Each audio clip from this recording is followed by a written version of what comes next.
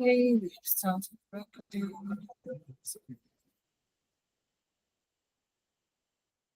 Starting minutes.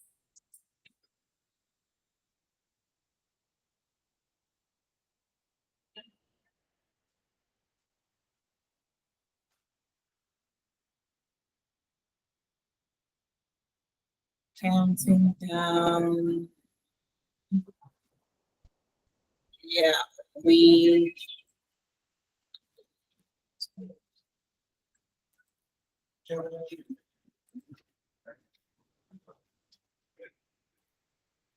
okay.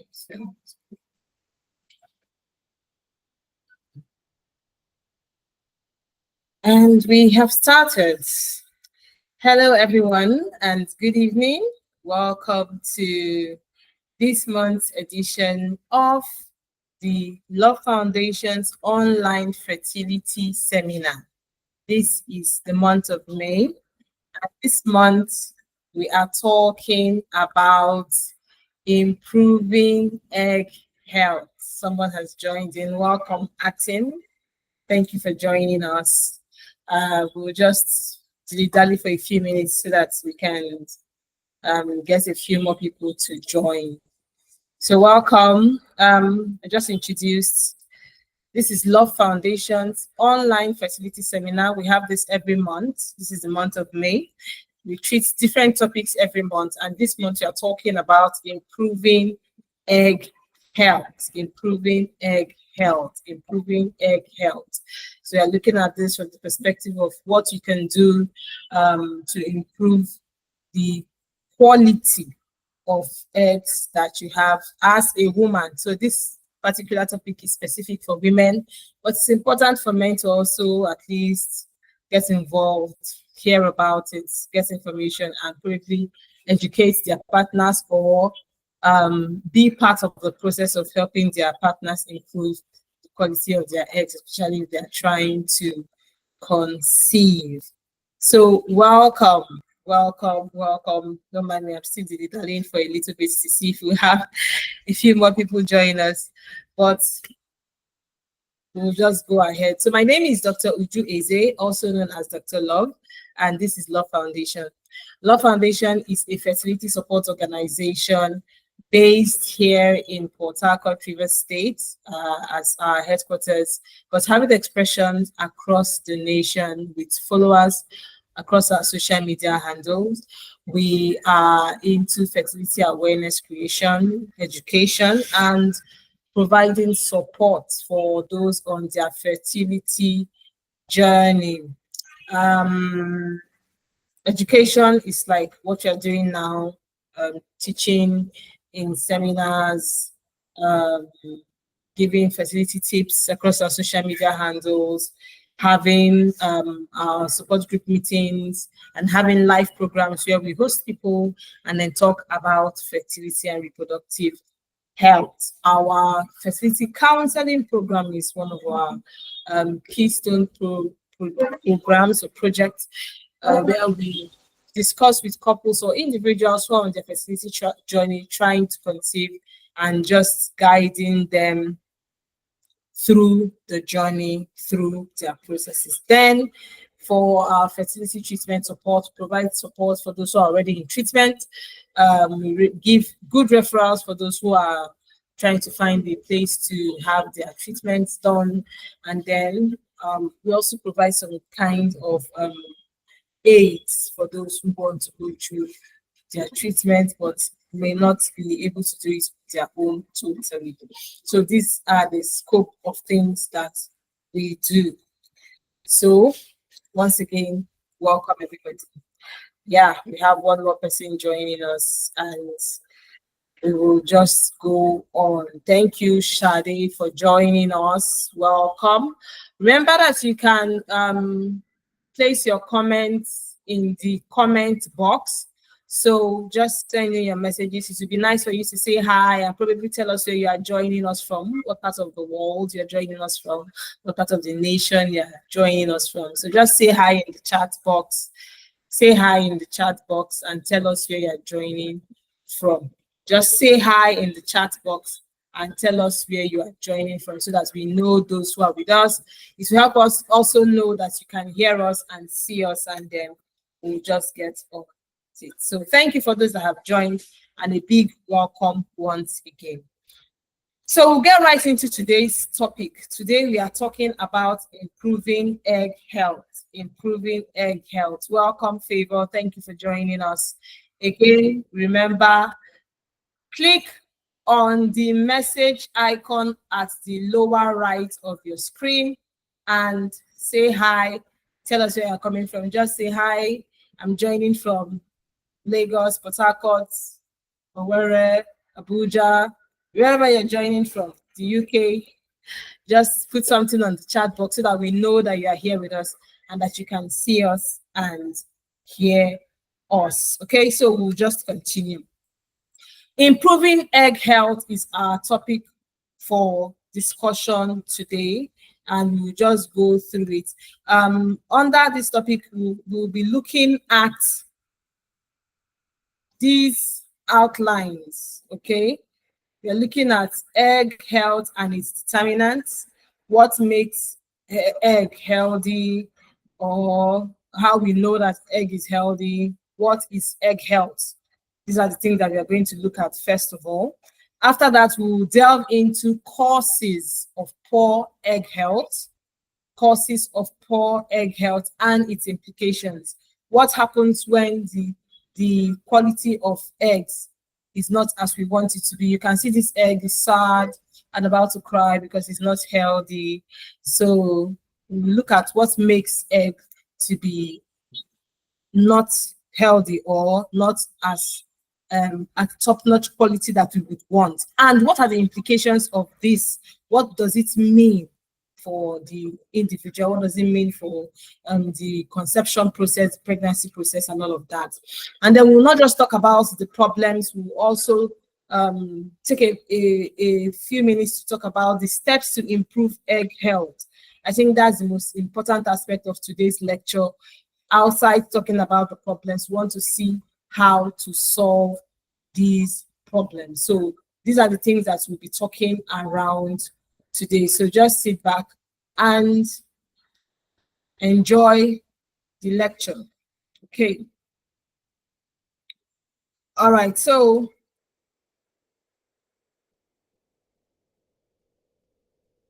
what is egg quality? Most women are inclined to believe that their egg count is the main indicator of a high fertility rate. So let's pause. Every woman, we'll still talk about it, every woman is born with a certain number of eggs. At birth, as a little baby girl, you have all the eggs you will ever need in life present in the ovaries, not matured, not developed. It's important to follow this train of thought. As a baby girl born, that day you were born as a baby girl, that day a baby girl is born, she came to this world with all the eggs she would ever have as a human person. So her entire fertility future is already determined by the eggs she has. Every baby girl is given, on the average, the same amount of eggs, roughly about 1 million eggs. Every baby girl. It's important to follow this train of thought. So when God created every woman, he gave her about 1 million eggs to come to this world with. That's an important information to have. Okay, so many women think that egg count is so important. It's a main indicator of high fertility rate. Well, that's not always true. So this baby girl born with about 1 million eggs starts to grow. The eggs are not matured. As she grows, she helps her eggs to develop depending on the life she lives. It's important to note this. The life she lives determines how her eggs will develop. So we now come to the point of the quality of the eggs. Remember, at birth, all women are the same. All baby girls are the same in that they are born with eggs, practically the same amount of eggs given to every single baby girl at birth. Now, As she begins to grow, and I'm emphasizing this because it is too important. As this baby girl begins to grow, her lifestyle, her choices, everything she does determines how those eggs will develop. So at birth, they are present, not developed, not used. They are just like in their inert state. Then as she's growing, everything she chooses to do with respect to her and her environment, what she's eating, what she's exposed to, her life's development will determine also how these eggs will develop. Very powerful information to have. Very powerful information to have, even as mothers with girl child. You have your girl child. Know that whatever you are choosing for that girl, or whatever she's choosing for her life, is going to determine how her eggs will develop. I use this as an example during our counseling sessions. When you see two children, you can tell without being a prophet if one is from a poor, okay, let's say you see two children, one is looking healthy, robust, well-fed, the other one is looking lanky, maybe some features of malnutrition. You can tell with clinical precision that the robust, chubby one is probably from a wealthy home, or the parents are well-to-do, or somebody's taking care of this child. And then the other one, maybe they are not too well-to-do, maybe they are managing, or maybe they are outrightly poor. Probably those two children were born on the same day. I need to understand this picture. Probably they were born on the same day. Probably they were born in the same hospital. Maybe they are from the same town, the same village. But as they develop, something happens to the two of them. What one is exposed to tells, it shows. You can look at that child and say, this child is an ajepota. We have different names to describe them. And you see another one lean, lanky, not looking well fed. You say, this child is malnourished, not well catered for, maybe the parents are no more, or things like that. You just immediately tell.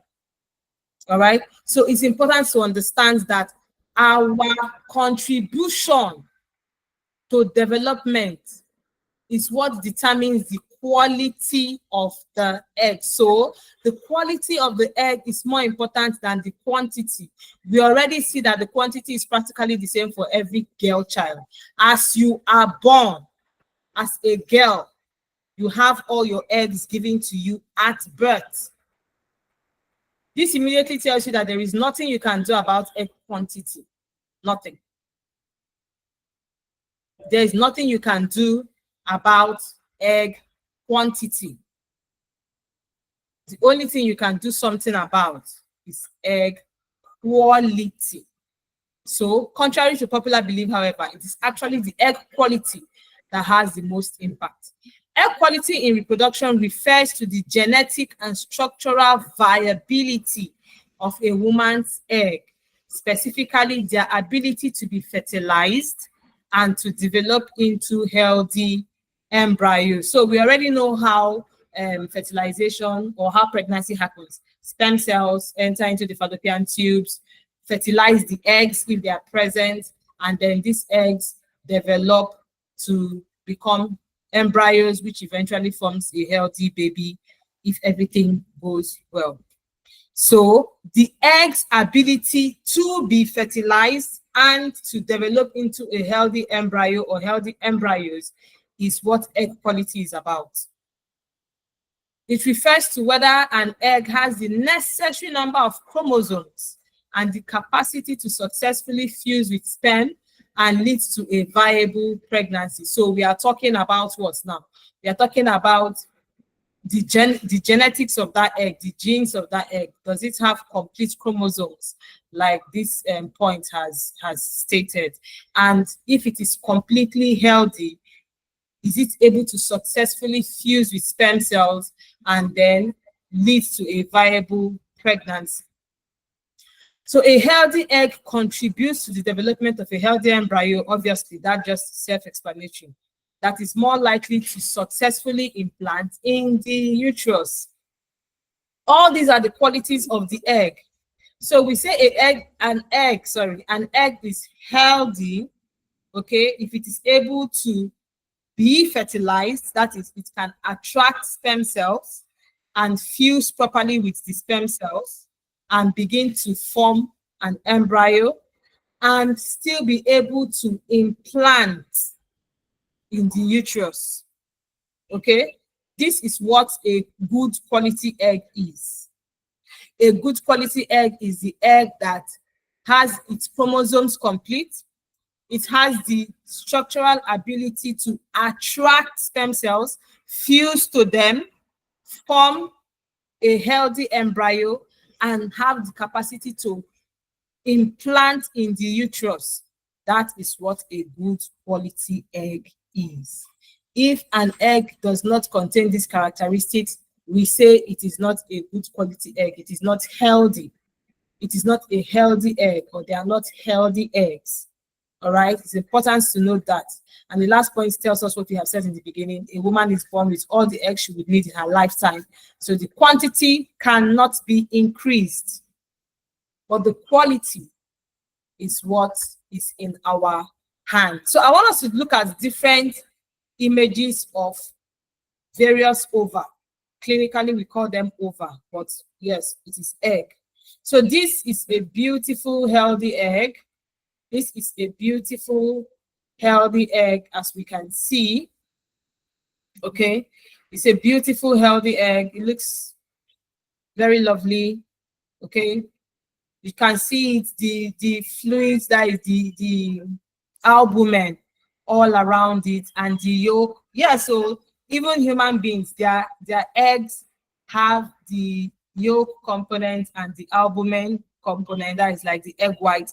The way chicken eggs are, funny enough, that is the same way it eventually looks like. So you can see inside here you have the chromosomes and all of that.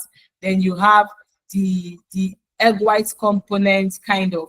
All of these contributes to the health of the egg. So you see how beautiful this looks, transparent, lovely looking. That's how healthy egg looks like. Now, this is the process of fertilization. So this healthy egg, number one, the chromosomes must be complete. It must have the ability to attract sperm cells. You can see sperm cells around it. There is something that this egg does that makes it attract these sperm cells. If it is not a good quality egg, it will not be able to attract the sperm cells.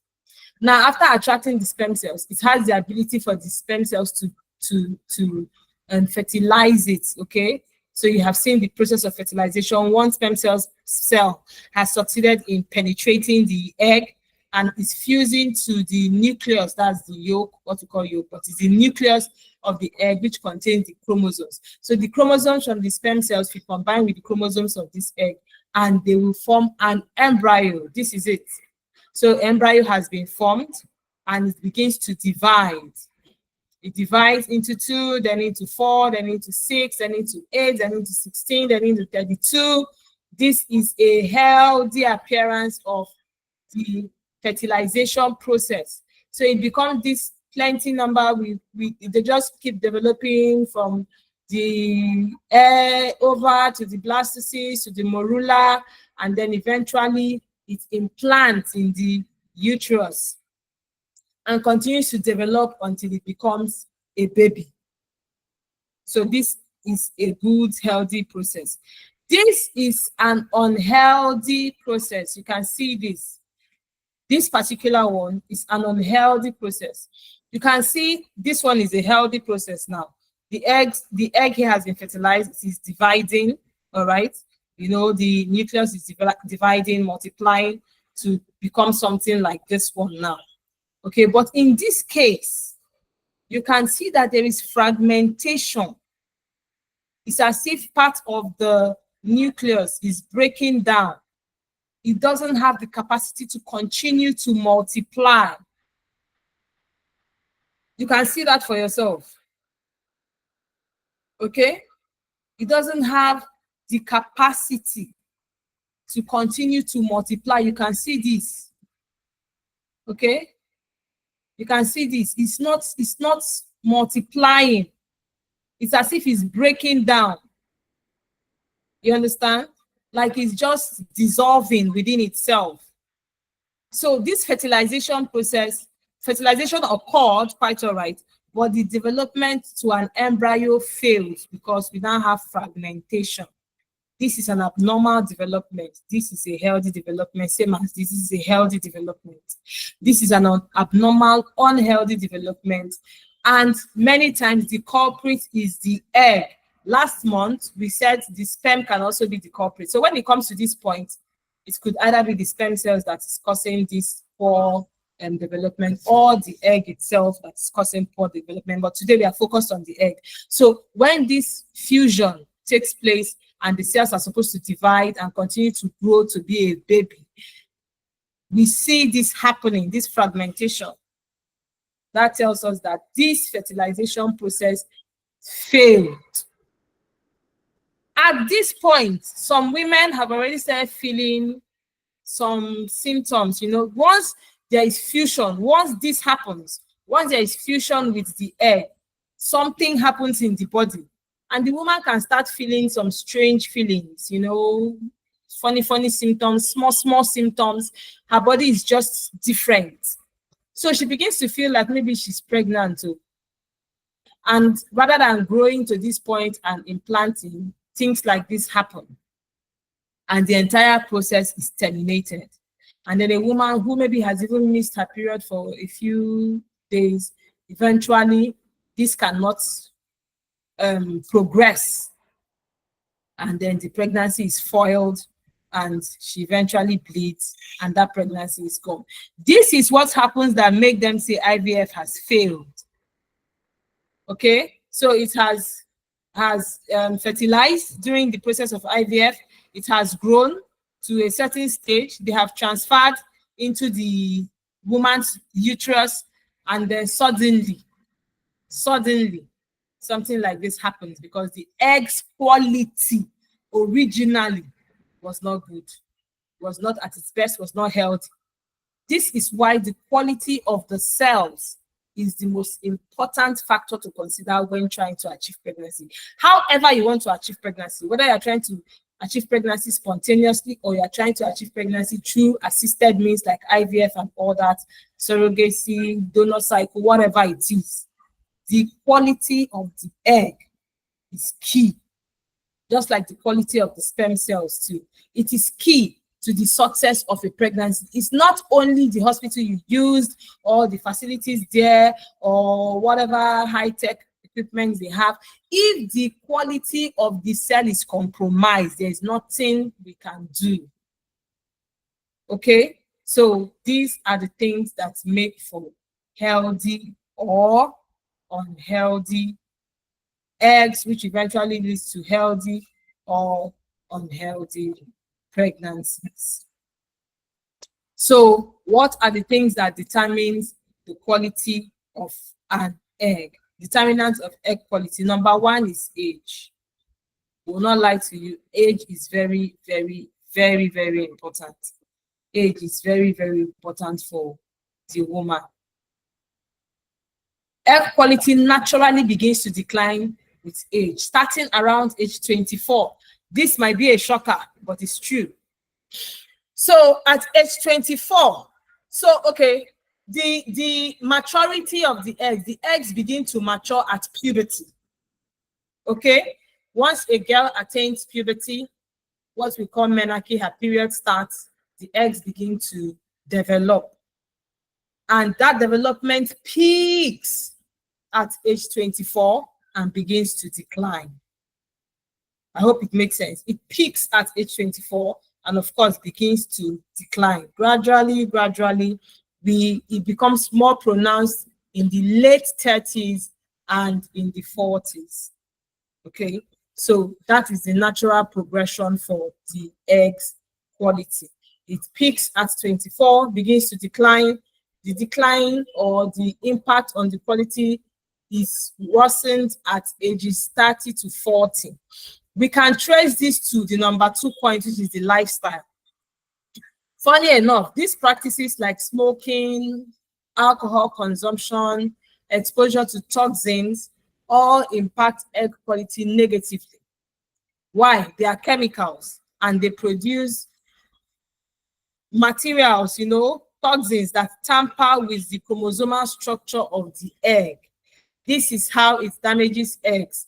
These things we have talked about: exposure to toxins, chemicals, alcohol, drinking, cigarette smoking, all these things are what? Toxins. They impact negatively on the quality of the egg by tampering with the chromosomal structure of the egg, leading to reduced quality. Now, we have said from 24 the decline can begin, but if a young lady starts at 15, 16 to smoke and drink, I promise you before 24, the decline has started. Because the more she incorporates these negative things into her system, immediately they begin to impact negatively on the quality of the cells. Okay, so in the same way, positive lifestyle practices like proper dieting, exercising, stress management, avoiding toxins, taking care of your environment, considering environmental factors can also contribute to improving egg quality. If somebody is so determined about it, even at 30, you can still have very healthy eggs. Even at 40, you can still have very healthy eggs. And that is why we are talking about this topic today. Remember what I said in the beginning. You are born with your eggs, but you determine how they develop. You determine how they become by what you expose yourself to. So, yes, at 24, normally, the decline should begin. But if you are so intentional about your lifestyle, putting things in order to ensure that there's only positive impact on the cells, even at 40, you can still have very good quality eggs. Now, there are some health conditions, unfortunately, reproductive health conditions that impact negatively on the ovary and thereby on the eggs that it produces, okay? So things like endometriosis, PCOS, some hormonal abnormality, and others affect the quality of the egg. Things like cysts, things like ovarian cancers, or genetic problems. These can affect egg quality, definitely, as they impact on the overall health of the ovary. So the ovary is what develops and matures the eggs. The eggs are inside the ovary, it houses them. So if the ovary is unhealthy, these conditions we have mentioned affect the ovary. So if the ovary is unhealthy, it only makes sense that the eggs coming out from it will also be affected negatively, okay? So that's the unfortunate thing about reproductive health conditions. So what are the causes? We have seen what determines the quality of an egg. So a lady who is in her 20s, early 30s should have good quality of egg. A lady who is in her late 30s, 40s, her quality of egg should start declining. But the lifestyle can impact on this for positive or for negative. So if a young lady is already exposed to negative impact from the environment, her egg quality decline will be faster. These are the determinants. Then if even an elderly or an older woman has good lifestyle, helping her eggs to develop properly, even at 40, she will still have good quality of eggs. So even though those are determinants, and then we said health conditions, they are relative with respect to what somebody is exposed to. So we want to see the causes. We've talked about the determinants. Now we want to look at the causes of poor egg quality. So we have written here that poor egg quality refers to eggs that have a compromised ability to fertilize and develop into healthy embryo. That's what a poor egg is. Remember the sad egg we saw in the beginning? Yes. It doesn't have the ability to attract sperm, like we said, fuse to the sperm cells, and mature into a healthy embryo. We saw an example of that picture that I showed us just there. So it can be suspected in a woman if she continuously experiences infertility or recurrent miscarriages or irregular menstrual patterns. Okay, it's one of the things to think about. We have taught here that infertility have diverse causes. One of them is poor egg quality. So we have said that if a woman has persistent infertility, you have maybe taking care of a few things, like maybe hormonal imbalance, you've tried to, improve one or two things, but the infertility persists, it might be that the quality of the egg is bad. If she keeps having recurrent miscarriages, especially in early trimester, it could be that the quality of the egg is also poor.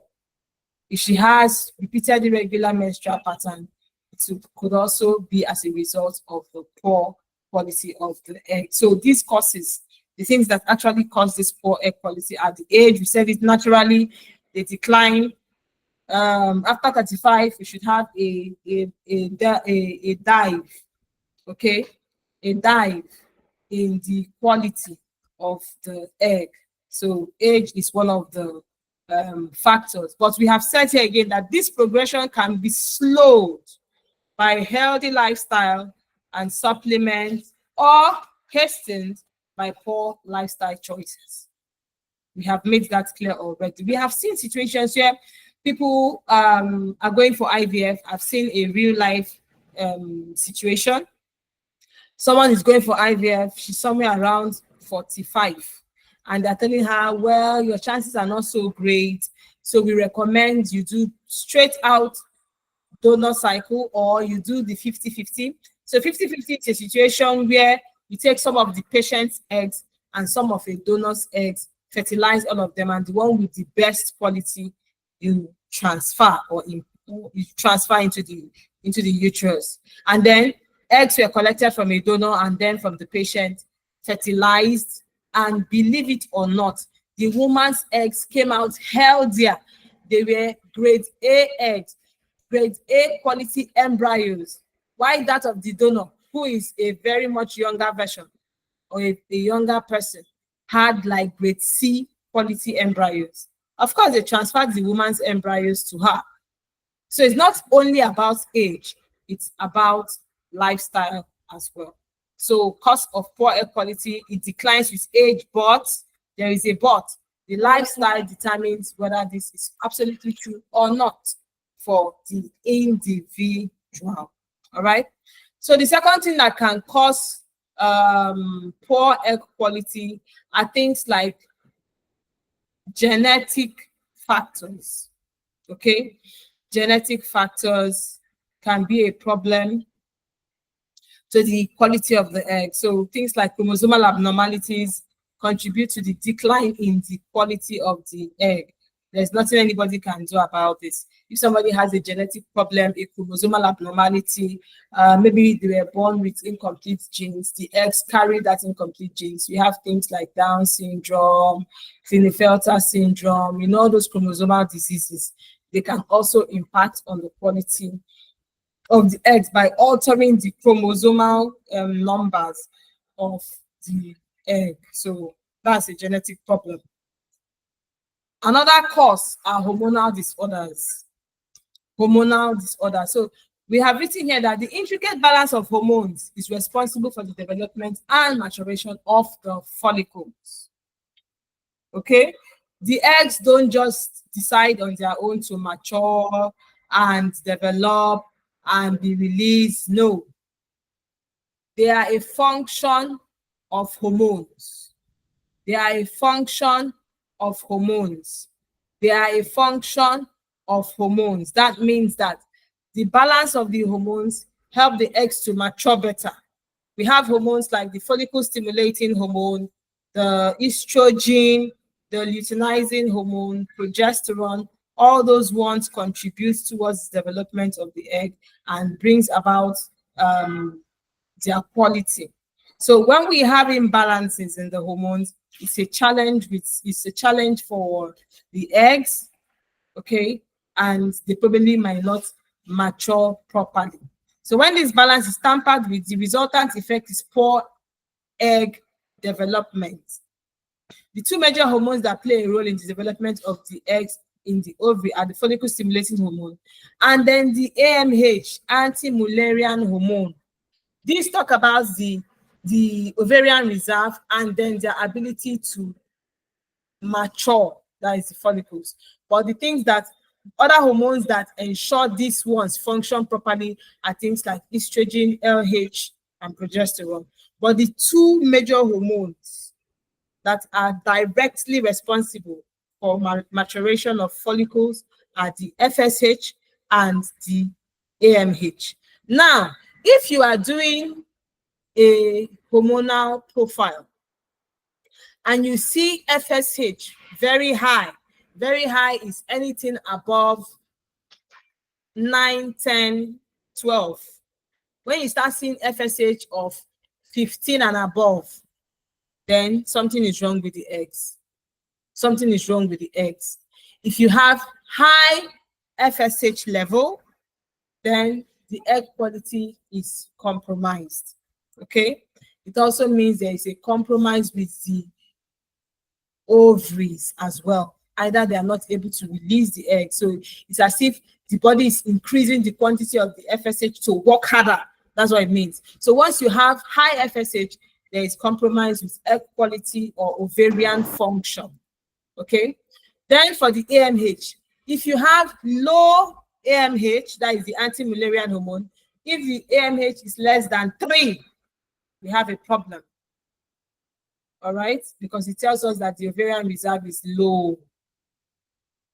It's low. So we are not even having enough to mature and, develop. So it's important to have an idea of what these figures are and what they do. So FSH being high tells us that the quality of the egg is distorted. AMH being low tells us that the ovarian reserve is really, really declining. Okay, it's really, really declining. So it's important to know this and know how to channel your efforts in the management of infertility. Another cause of a low quality of egg, of course, we've talked about the lifestyle and environment. Now, social factors like overweight, believe it or not. So excessive eating of poor or unhealthy food will lead to overweight. Overweight itself impacts negatively on egg quality. All right, and we've talked of the consequences of that. Poor ability to attract sperm, fuse and form healthy embryos, or even implant in the uterus. So having excessive weight is a problem for the eggs. I want to hammer on this. Having excessive weight is a problem for the eggs. How do you know if you have excessive weight? Measure your BMI. BMI is body mass index. You measure it by checking your weight in kilograms and dividing it by your height square in meters. So you check your height in meters, it's usually 1 point something, 1 point whatever times that same number is the square of it. You take that number, measure your weight in kilograms, and divide your weight by the square of your height in meters. That will give you your body mass index. I hope I did not confuse you. If you have a question, put it in the chat box. So if your BMI is between 18 and, let's just give 25. If it is between 18 and 25, you are safe. If your BMI is more than 25, you are overweight. Why we say it is a function of weight and height is because somebody might be 80 kg, but have enough height to carry that weight. Then the BMI will fall below 25 and it will not be a problem. Then another person that is short like me, weighing 80, obviously is overweight. So the weight and the height determines the body mass index. That is what determines whether you are overweight or not. If you have height, you should weigh more because of the bones. Okay, so it's not only about what the weighing scale reads, it's also a function of the height, hence the body mass index. It's important to measure that. We measure that for our clients when they come for their counseling. And if they are more than 25, we tell them to find a way to lose some weight. As little as 10 kg of weight you lose can go a long way to improving fertility because it automatically translates to improving the quality of the eggs. How does overweight cause this problem? I have taught here that fat cells carry estrogen. So because of that additional estrogen that fat cells are producing, there is automatical imbalance in the hormones. There is a normal level of estrogen the body should have produced by the ovaries. If the fat cells are adding to that quantity, it disrupts the entire hormonal balance And we have seen here that intricate balance of hormones is responsible for maturation of follicles. If that is out of place, it can impact negatively on their maturity, hence their quality, hence their ability to carry out their functions like attracting sperm, fusing with the sperm, dividing properly, and implanting in the uterus. So weight is an important aspect of managing fertility health. If you are overweight, lose weight. The easiest way to lose weight is to stop eating junk. I know some people struggle with weight, so I don't mean to make a mockery of it. But the first thing to do if you want to lose weight is to check what you're eating. Once you have checked what you're eating, then you can incorporate other factors like maybe proper supplements, exercise, and all of that. But the first factor is food. The first factor to consider is food. And you have to understand that weight loss is not a 2-month program. Sometimes it's not a 6 months program. It's something that you have to be consistent with, and then you will see the impact. But everything you do every day has an impact. Okay. So that's that for overweight. Exposure to chemicals, drinking, smoking. I want to emphasize on smoking because some women say they don't smoke, but they do what we call passive smoking. If your husband smokes, you're a smoker. I'm sorry, you are a smoker. Because if he smokes in the environment where you stay, as he exhales, you are inhaling it. So you are passively smoking and taking in the chemicals, and it still has the same impact that it should have on an active smoker, somebody who smokes by herself. As a matter of fact, some studies have shown that passive smoking is even more dangerous than active smoking, because for the active smoker, they release a lot of the chemicals, and they just inhale some and release a larger quantity. But the passive smoker inhales most of what is exhaled by the active smoker. You understand? So it's important to take note of this and know that if your partner is smoking, or for any reason you find yourself in a smoking environment, then it's dangerous for your fertility. It's important to take note of that. Okay, so all these can impact negatively, we've talked about that already, on the egg quality, leading to the various consequences associated with it, like we have discussed. Remember the consequences of bad egg, consequences of low quality eggs. They are unable to attract sperm cells, they are unable to fuse with the sperm cells, they are unable to divide properly to form a healthy embryo, they are unable to implant in the uterus. If they cannot do these, they have failed as eggs, and it is because the quality of the egg is low. Okay, so implications. What do we see with bad eggs, or eggs with poor quality or poor egg health?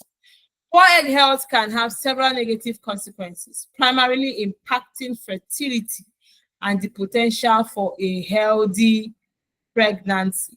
That's the problem when we have poor quality eggs. Okay, so potential for a healthy pregnancy and a healthy baby.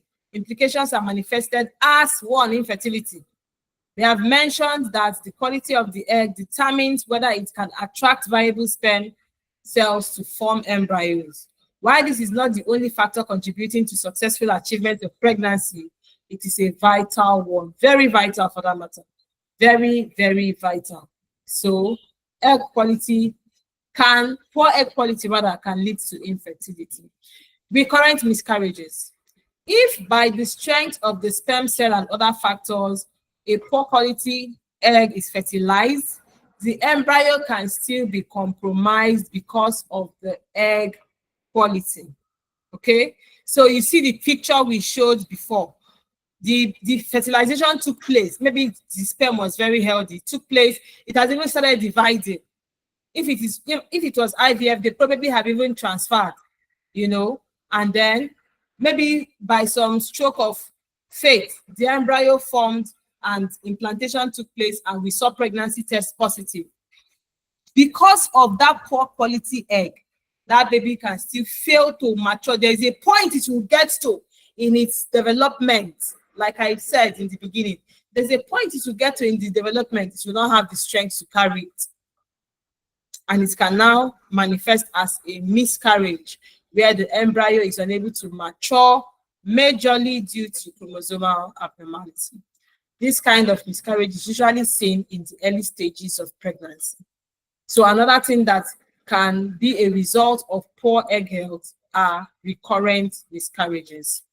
Chromosomal abnormality. So there are some children that are born with chromosomal abnormalities. They somehow scaled through the pregnancy process, but by the time the children were born, they came out with some chromosomal abnormality. So poor egg quality can lead to eggs with an abnormal number of chromosomes, causing genetic disorder when the egg is fertilized. So these kind of things can happen. You see how important egg quality is. It can also cause that.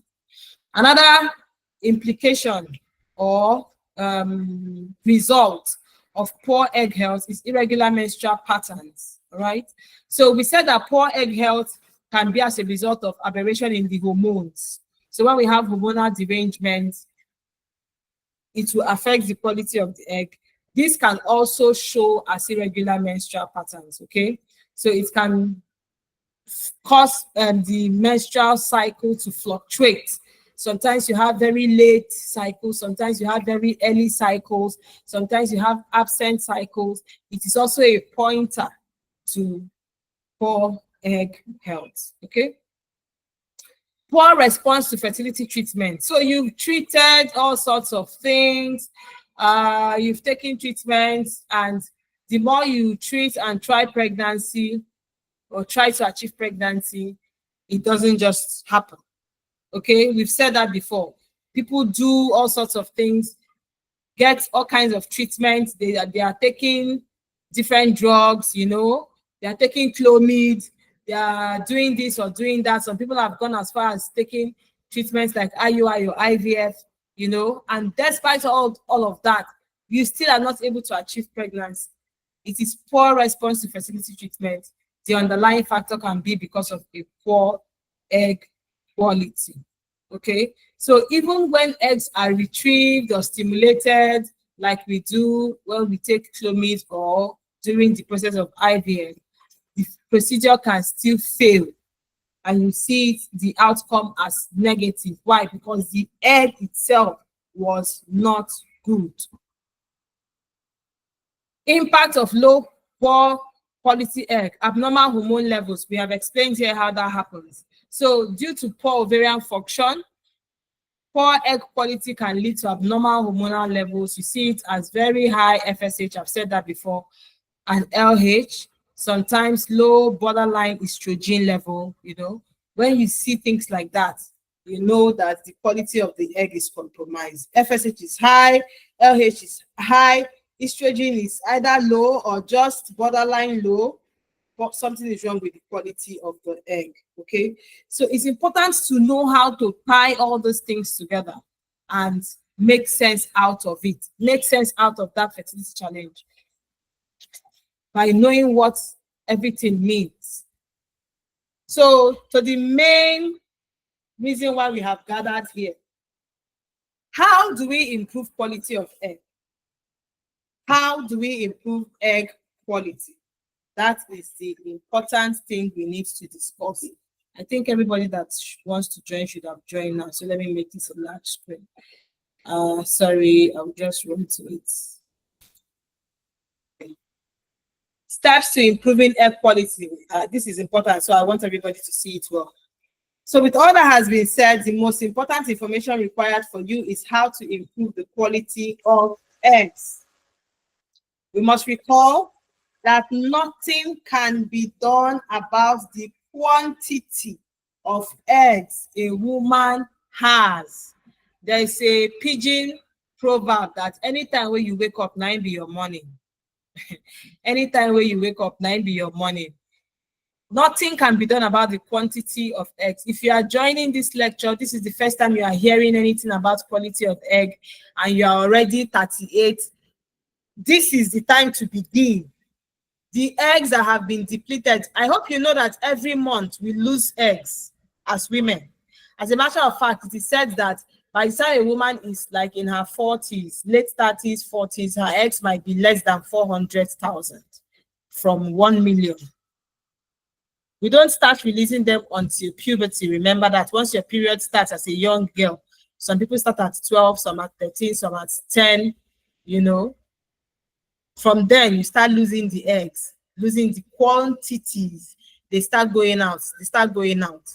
But something that you can do at every given point in time, anytime you realize you can start doing something about it, is the quality of the eggs. Okay? So there's nothing that we can do about the quantity. You wake up, you're 38, you hear that the eggs are remaining maybe 300,000. Fine. What can you do to manage that 300,000 to give you the children you still want? You won't have more than, okay, in our time, maybe 3 or 4, right? Even 2. Some are even praying for just 1. So if you have 300,000 eggs, you still have a lot of eggs. You need 1 egg for 1 baby. Remember, it's not 10 eggs that form a child. It's 1 egg. One egg forms a baby. So you have 100,000 eggs at 40. No problem. What can we do with it? It has come down to 50,000. Is there anyone we can use? That's what's important.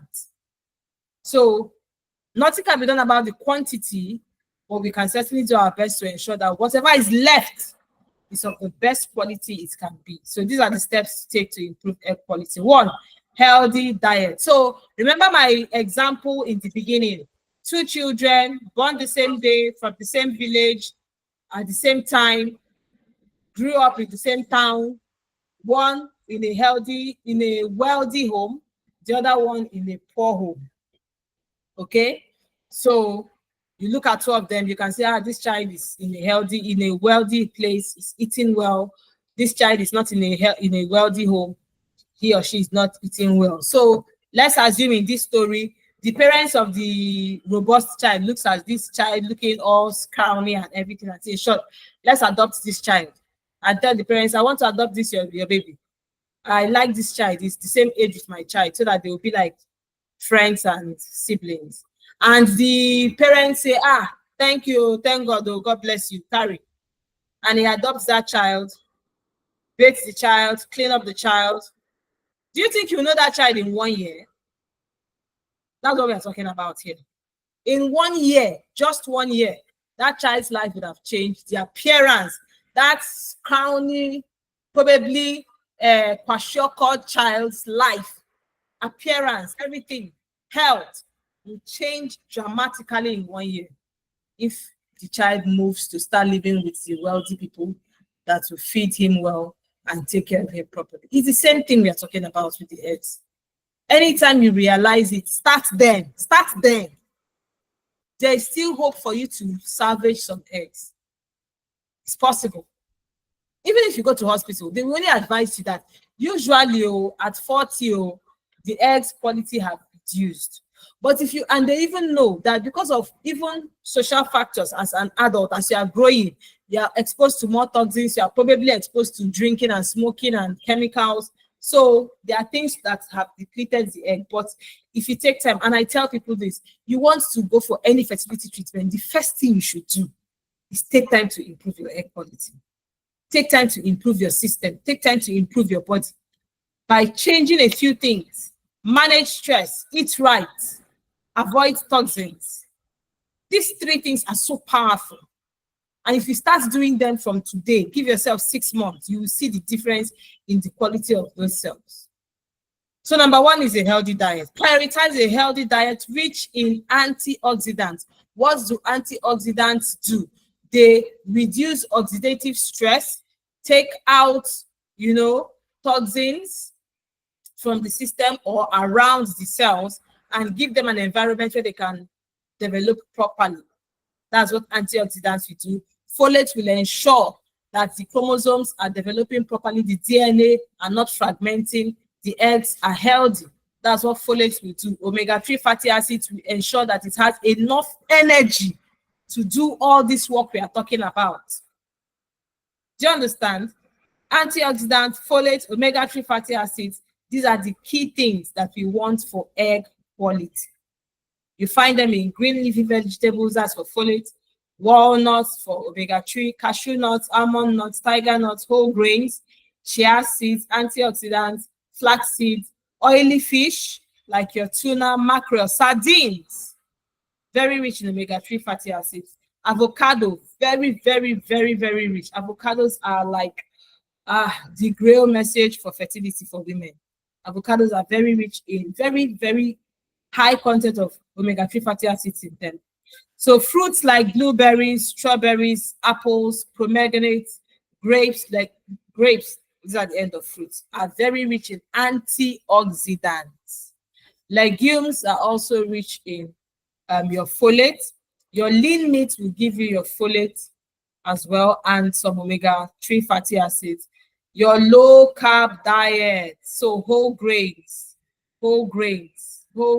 like your rice, not processed carbohydrates. Okay, these will give you all you need to provide these three major things we talked about: antioxidants, folate, omega-3 fatty acids for egg development. These are not all the nutrients there are.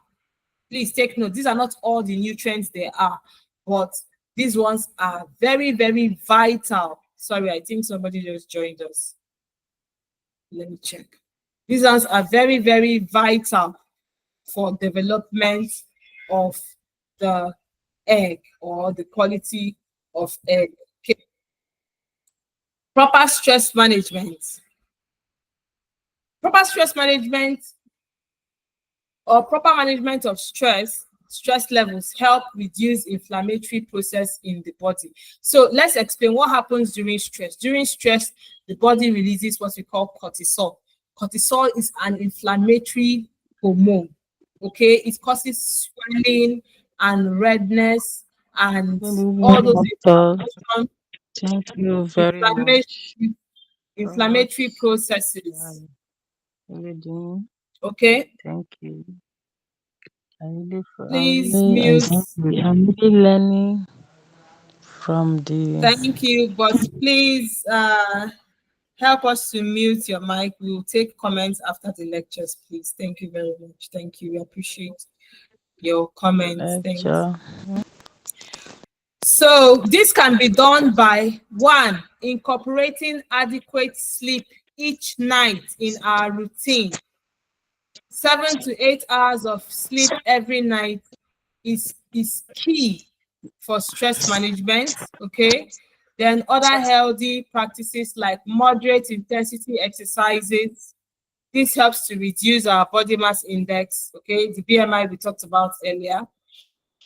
Okay, this one is very important for reducing stress.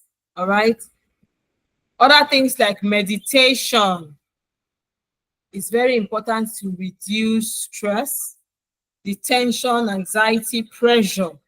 Meditation helps you to deal with that. It's a very potent tool for managing stress. If you're a Christian, you can meditate on the word of God because it gives you some kind of peace and affirmations and assurances that gives you that confidence that this is a problem that you can surmount. And that helps to quieten the pressure of the challenge. Okay, it works for any kind of challenge. Meditation is a very powerful tool. Now, managing emotions are also very important for managing stress. We teach that emotions are hormonal in nature. Our emotions are managed by hormones. So if you have unhealthy emotions, negative emotions, they are triggers of the stress hormones as well. Okay, so getting adequate sunlight up to 20 minutes every day is another tool for managing stress. Be in touch with nature, take walks, come out, get fresh air, as simple as it sounds. Allow the sun to touch you, as simple as it sounds. These are powerful tools. Our bodies have receptors. When you go out and take fresh air, sun, you come in contact with the sun, okay, your body just absorbs those sun rays. There are things that happen to you that brings down stress. Okay, so very important to manage stress, gives your body the environment to develop properly as it ought to. Stop unhealthy practices today. If there's any of them you are doing, stop it today. As you stop it today, start replacing them with the healthy ones. It starts telling on the quality of yourselves, as simple as it sounds. This is so true. Stop smoking, active or passive. Stop alcohol. You are interested in improving the quality of your egg, especially as your age is increasing. Stop alcohol intake at all in any form for now. You may go back to it after you have your children, but for now, stop alcohol, absolutely. Stop the consumption of caffeine, absolutely. So black tea, coffee, stop it completely. Okay? These have unhealthy chemicals that disrupt the quality of the eggs. We have explained how that happens. It tampers with the chromosomes and eventually brings down the quality of the eggs. We cannot overemphasize supplements. When talking about egg health, we cannot overemphasize the use of supplements. These supplements provide raw materials. We've talked about what we need. So the folate, the omega-3, the antioxidants, we need them. We can get them in their raw form. Sometimes if you depend only on food, you might not be able to get the best out of food, especially in our environment because of warming of food, poor farming practices, exposure to harsh weather conditions before they get to us as consumers can deplete some of these minerals from the food that we eat. But when you get supplements, like the name implies, they supplement these things that our food does not contain completely. So they provide these raw materials that our body needs and uses directly to develop the eggs. So we said we need them because they may not be readily available in our everyday diet. Okay, so now the ones that are important for improving the quality of the eggs are, we've mentioned omega-3, we've mentioned folate, then fatty acids, omega-3 fatty acids, folate. We mentioned antioxidants. So under antioxidants, you have your vitamin A, zinc, vitamin B6, your vitamin D, your calcium, and very, very important, coenzyme Q. This coenzyme Q is particularly recommended for women who are up to 40. They provide like an extra boost. As a matter of fact, some school of thought say the coenzyme Q is not even the best form of it. The ubiquinol is the actual ingredient in this coenzyme Q. So there is now ubiquinol in its original form. That is very important for improving the quality of eggs. So these supplements are must. You must have them and you must take them to improve egg quality. I hope that makes sense. I will not end this topic properly if I don't talk about natural herbs. It's important to talk about natural herbs because whether we like it or not, as women, we must hear of these things. So let's not be confused. Herbs are not evil. Herbs are not bad. As a matter of fact, there are natural herbs which improve reproductive health as a whole. What I have against herbs are just taking anything you see, not knowing what you need or what it is supposed to do for you. And it's part of what we teach during our counseling sessions. They say they want to give you herbs. Your mother or your mother-in-law wants to bring herbs from the village. No problem, ma. What is it supposed to do? That is number one. There are different herbs, so many for fertility. There are so many of them.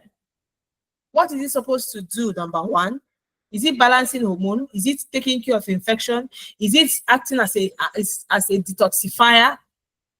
Is it supposed to improve egg quality? Is it cleansing the womb? What is it supposed to do? Number two, is that my problem? If you're giving me a herb for hormonal imbalance and all I need is something to take care of infection, are you helping me? No. So please, women, even if you want to use herbs, use them intelligently. That is why orthodox medicine is better, because there is a prescription. And by prescription, I mean this is supposed to take care of this. But we just hear people say, you want to have a child, take this thing, it will do it. Why? You don't know. What is it supposed to attend to? You don't know. Just drink it. It's unintelligent. And so you see even high-class ladies falling prey to such things because of the desperation of a child. I understand that I have been there. I'm telling you this, and I've been there. But it's important to note, what is this supposed to do? Do I have this problem? If no, I don't need this one. You can go as far as telling your mothers and mother-in-laws, see what my problem is. My problem is that XYZ, my hormones are not balanced. So if they want to give you, it's just, of course, trust people. They'll say, yes, it's treating that one. That is the one it's treating. It's important to take note. Otherwise, herbs are not bad. So there are natural herbs which improve egg quality and the overall reproductive health. However, it is important to note that these do not work in isolation. That is the second point to note. The first point is these herbs you want to take, what are they supposed to do? So we are focusing on the ones that will improve egg quality.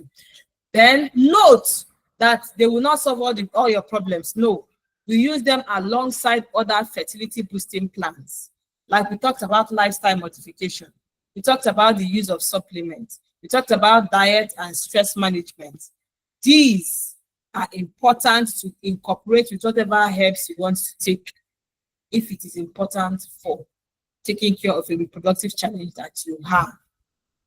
Now, the ones that are used for improving egg quality are chasteberry, black cohosh, red clover, evening primrose. We even have evening primrose as a supplement now. We have this chasteberry, red clover. We have them like tea. Okay, cinnamon, you have cinnamon as tea, red raspberry leaf. Then the maca roots. Maca roots you can also boil and drink as tea. Understand that their function is, we talked about hormonal balance and egg quality. So some of them function by balancing hormone and then regularizing the menstrual cycle. Some improve the uterine health for egg implantation, then help eggs to mature properly and be released. Okay, so these ones are general herbs. In Nigeria, the more common ones, the ones that you can maybe easily see in the market, are things like the maca roots. You can see maca roots. You can see red clover. Then we have the donkai. The donkai you can also find if you're especially in the north. Donkai and gamji for those who are in the north, but we can see it even down south. So you have donkai, you have your wild yam. Wild yam is a very rich source of estrogen. Okay, and it also helps with hormonal imbalance. So wild yam, you can buy and cook.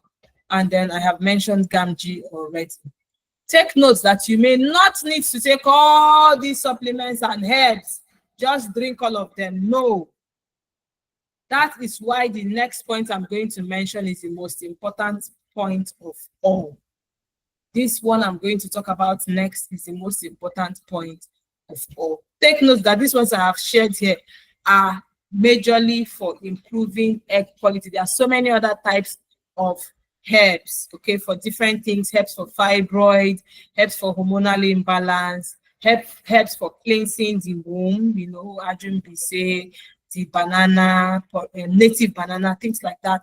They have different functions that they carry out. Herbs for cooling of the stomach. Some people have hot stomach.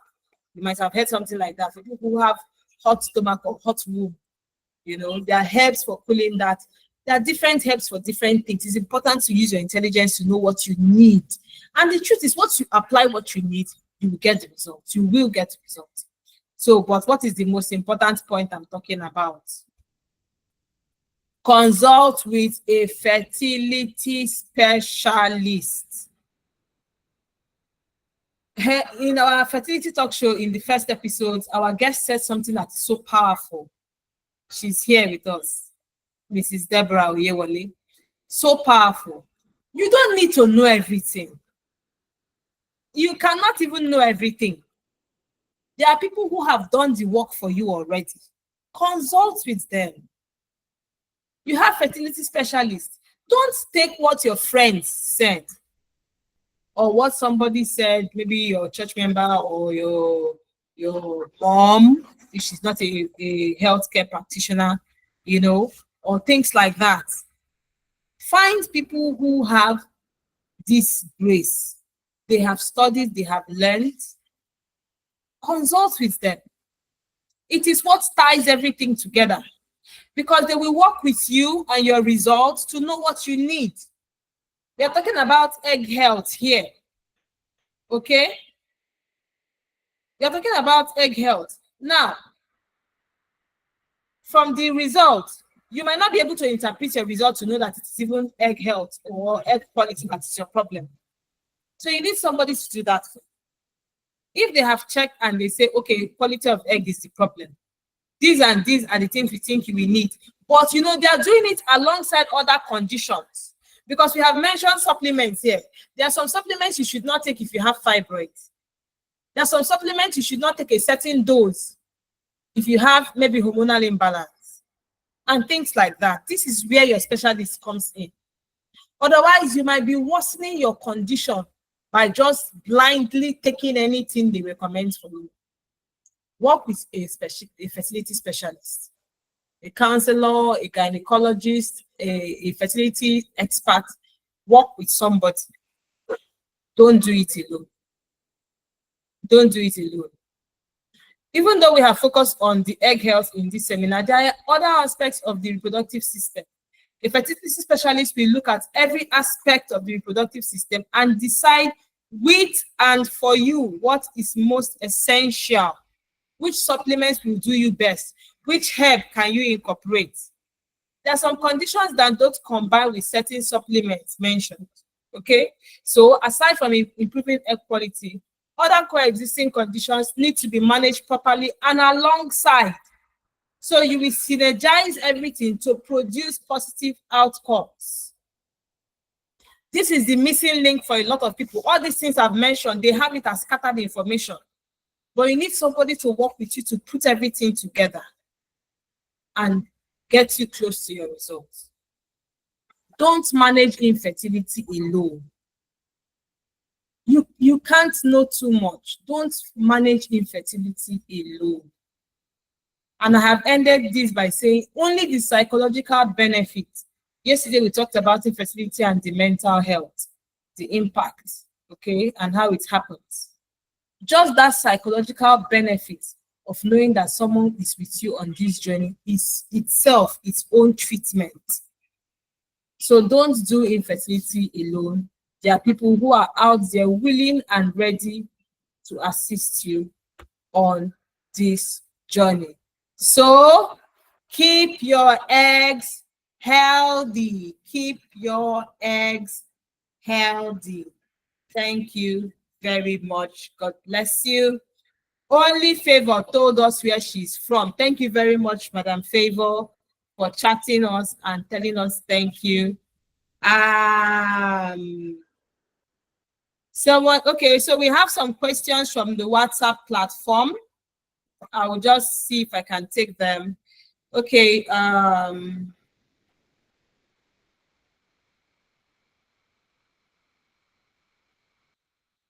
pardon me.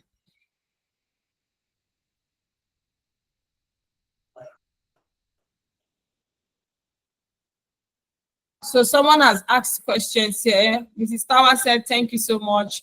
Thank you. I really see changes since I said the supplement. This is one of our counseling clients.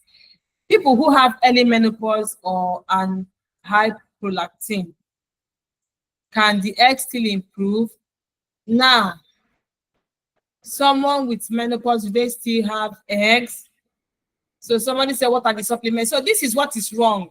Stella Wiche is saying, what are the supplements? It is not one supplement fits all. You can't take Tower supplement. So Mrs. Tower is talking about the supplements that are useful for her. That's what we are talking about just right now. You can't say, oh, you use this supplement, let me use it too. No, it might not work for you. That might not be what you need. You need to discuss with a fertility specialist to fashion out your own and know what will work for you. I hope that is clear. Then for Mrs. Tower, somebody in menopause rather does not have eggs anymore. That is literally the definition of menopause. Okay, thank you for all those that are clapping. God bless you. Someone with menopause literally doesn't have eggs. That is the meaning of menopause. Menopause means the eggs have finished. We talked about the beginning. Sorry, I've not talked about how eggs finish. So these eggs we are talking about can finish. You are born with all the eggs.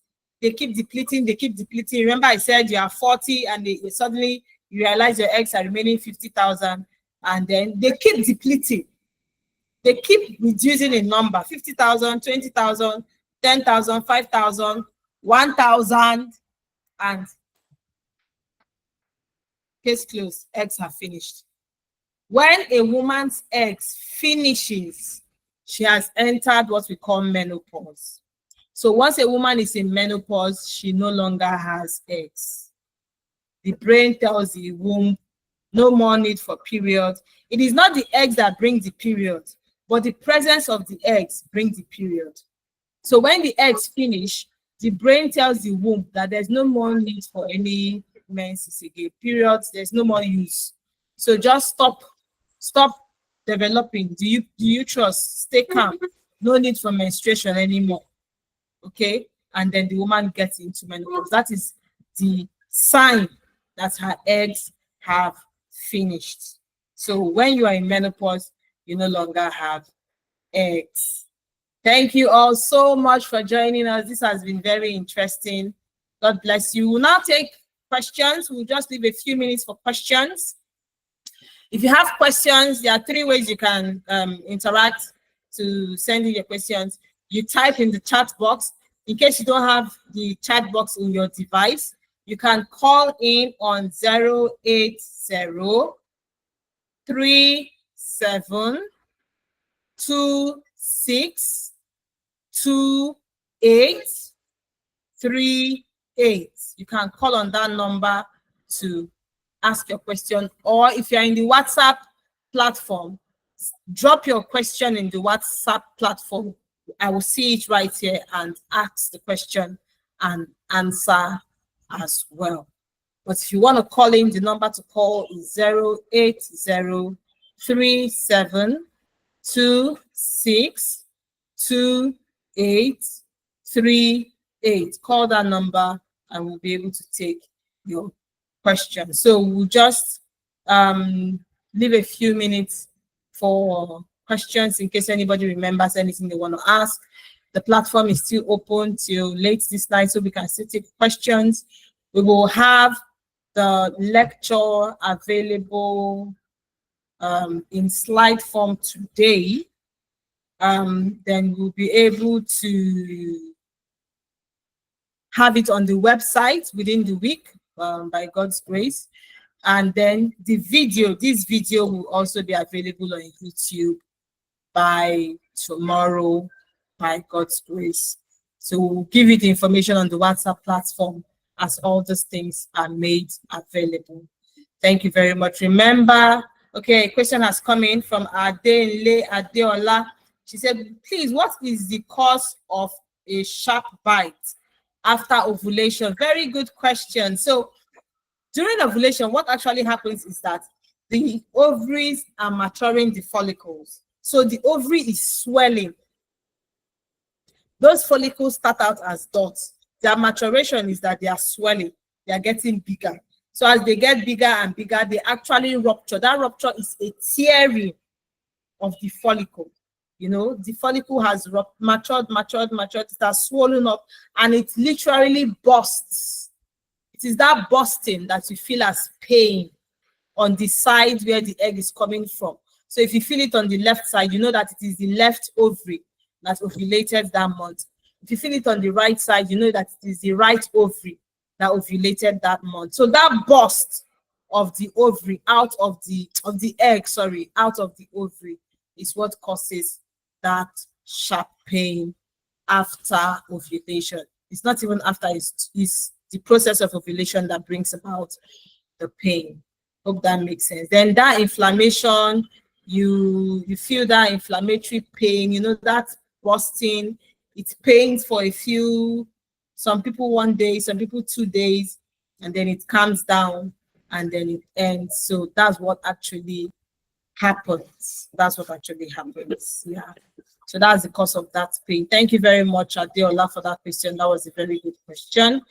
We're still waiting for questions. Remember that this program is proudly brought to you by Love Foundation. I have another question from Don J. Pauls. For a woman, what happens if the BMI is 32? Wow.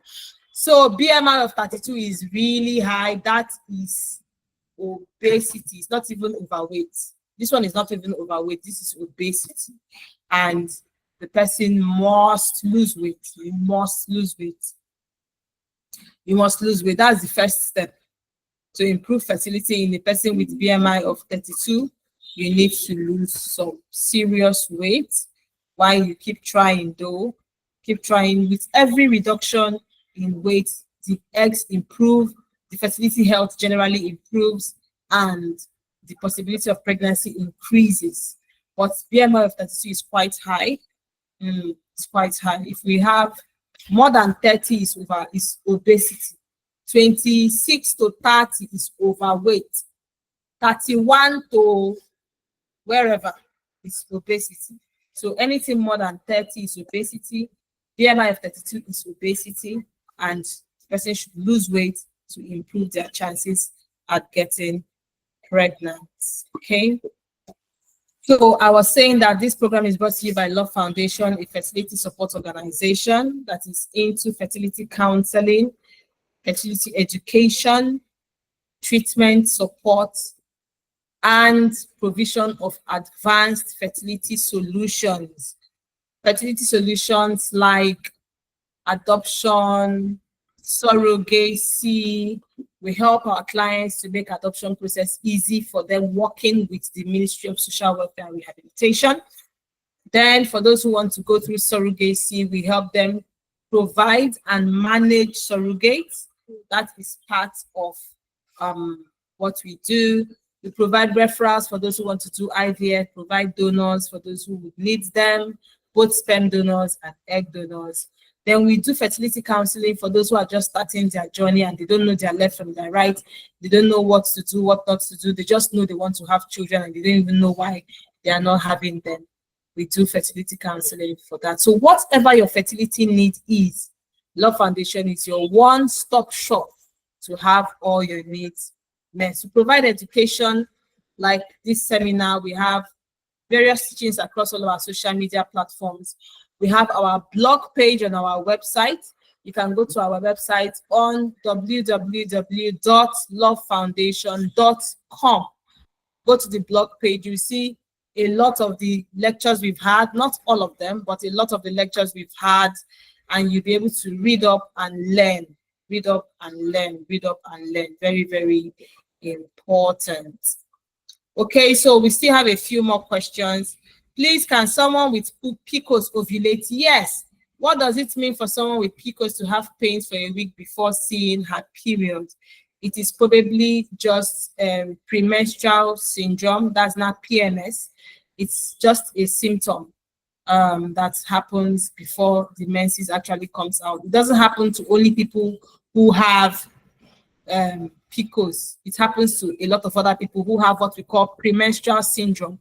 So there are some symptoms that come before the period comes out actually, including pain, bloating, vomiting, irritability. All of that is part of PMS. It can happen with PCOS or without PCOS.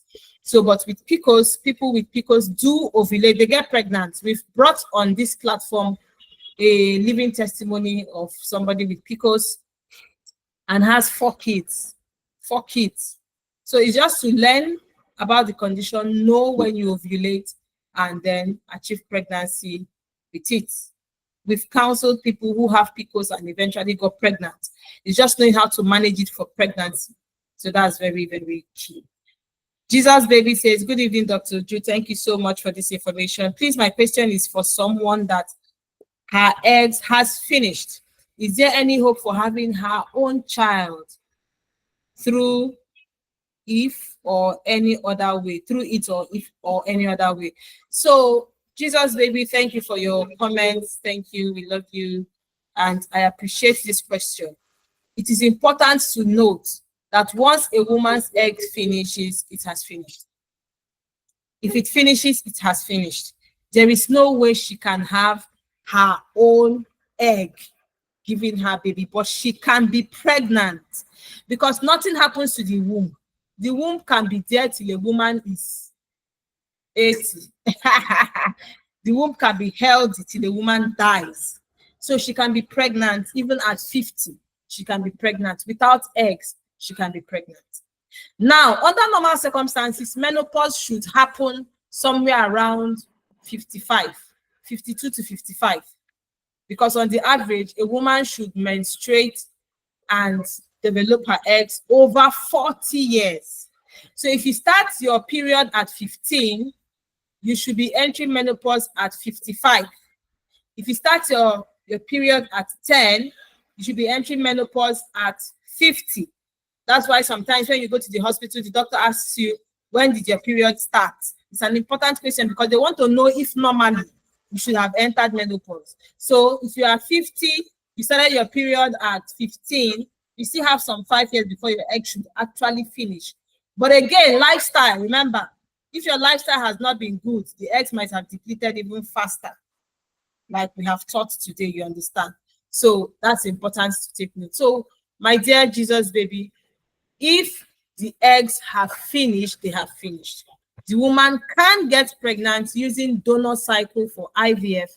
She will get pregnant, she will be able to breastfeed. The child is her child. The child is her child, but the egg is not her egg. She can use her husband's sperm and get pregnant. She can be like a surrogate, use a donor sperm, a donor egg, and still carry the pregnancy. If her womb is healthy and she's strong enough, she can still carry the pregnancy. Okay, so but her own egg, anybody that tells you that they are selling you any product that is to create egg, the person is lying and is a thief. Okay, he's just trying to steal, or the person is ignorant and doesn't know. Okay, there is nothing for now until maybe later in the future if science advances to that point. We never knew that to be possible for somebody to have a pregnancy through IVF at some time in this life. We never knew it would be possible for somebody to get pregnant with another egg. We didn't know that before. We didn't even know that somebody can have a womb transplant. That is the latest advancement now.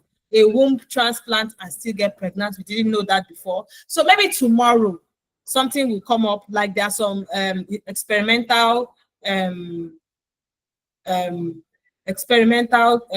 technologies ongoing for ovarian rejuvenation. You might have heard that.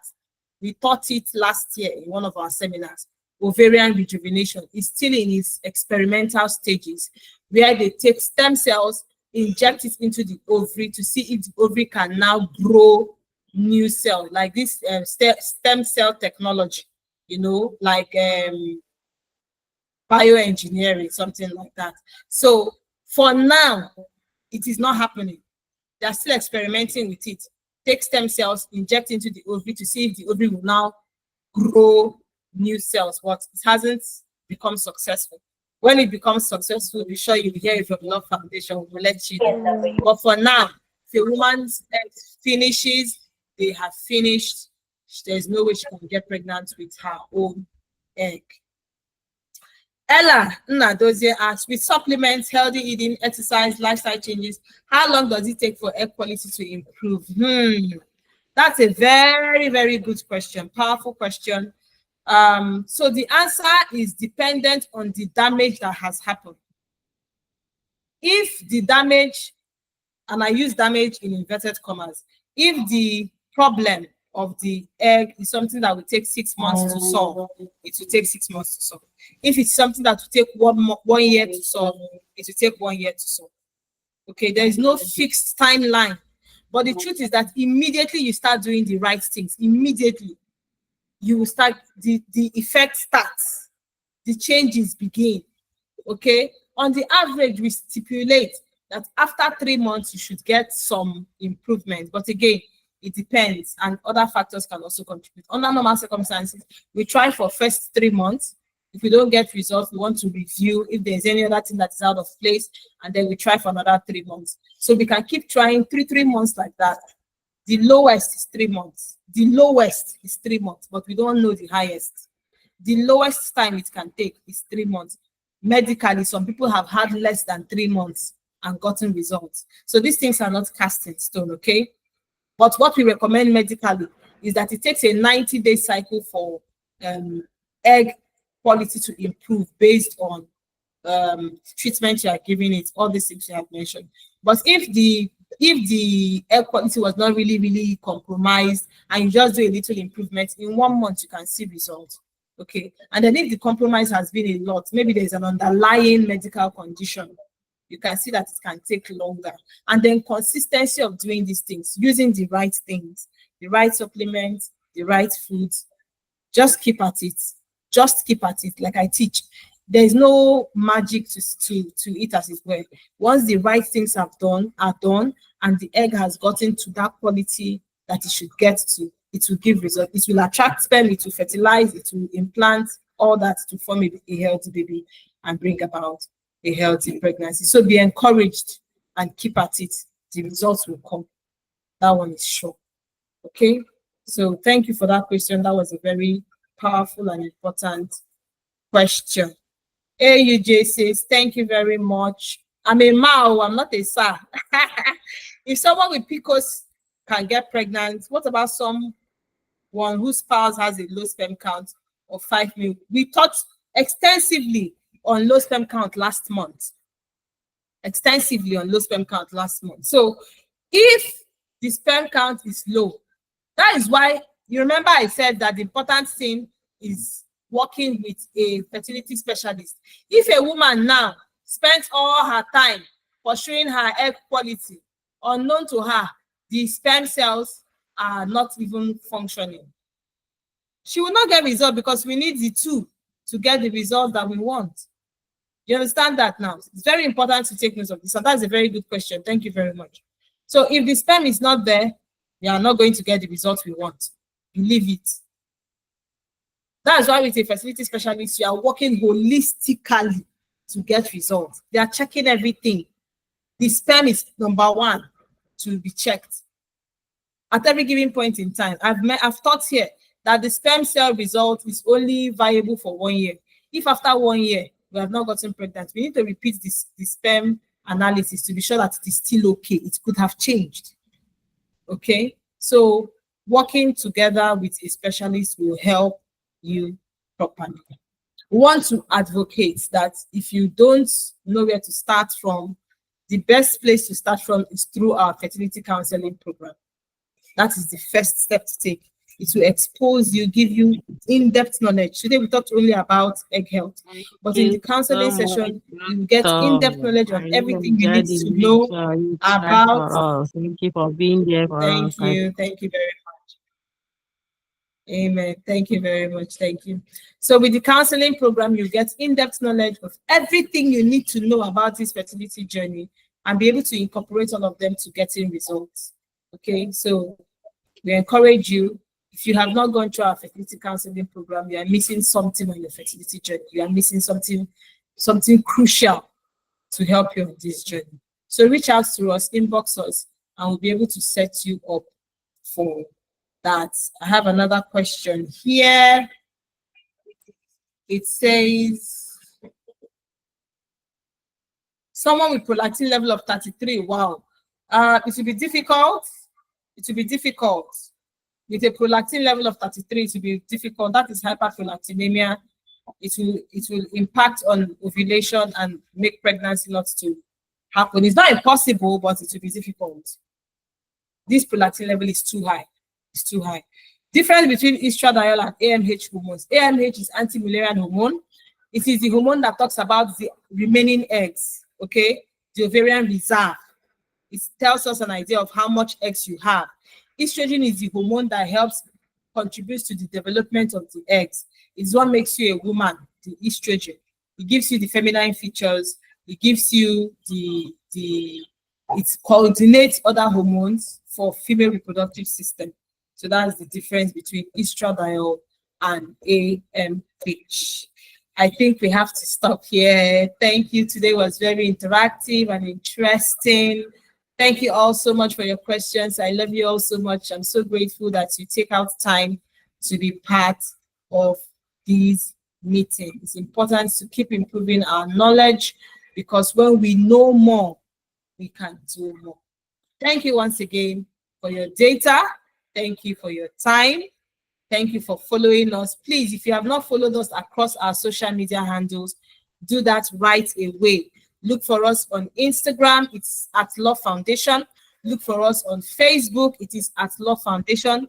Look for us on TikTok, it is at Love Foundation. And follow us on all these platforms. YouTube, it is at Love Foundation. Watch all our videos, read up on all our blogs, all our lectures that we have given before. Go through all our posts. You must learn something. You must get a word that will help improve your reproductive system. Thank you all so much. We're going to be stopping now. The platform is still open. You can still drop some questions. We will still answer them. I love you all. God bless you. And so we'll come your way again next month with another intro. Okay, next month we'll not have a seminar because we'll be doing our fertility show. Yesterday I said if you have not registered for that show, you are wrong. If you're in Port Harcourt, you're in Bayelsa, you're in Imo State, or wherever you are in Akwa Ibom, that is, yes, Uyo, it's close by. If you are close by, please register. You need to attend the fertility show. If you're in Enugu, it's coming to you this month, so you're in Enugu and it's environs. You have to register and attend the fertility show. You'll be blessed by it. You'll be blessed by it. So we'll continue all our discussions on the platform. Stay blessed. Thank you for joining us, and continue to stay with us to improve your fertility. From all of us here at Love Foundation, it is good night and God bless.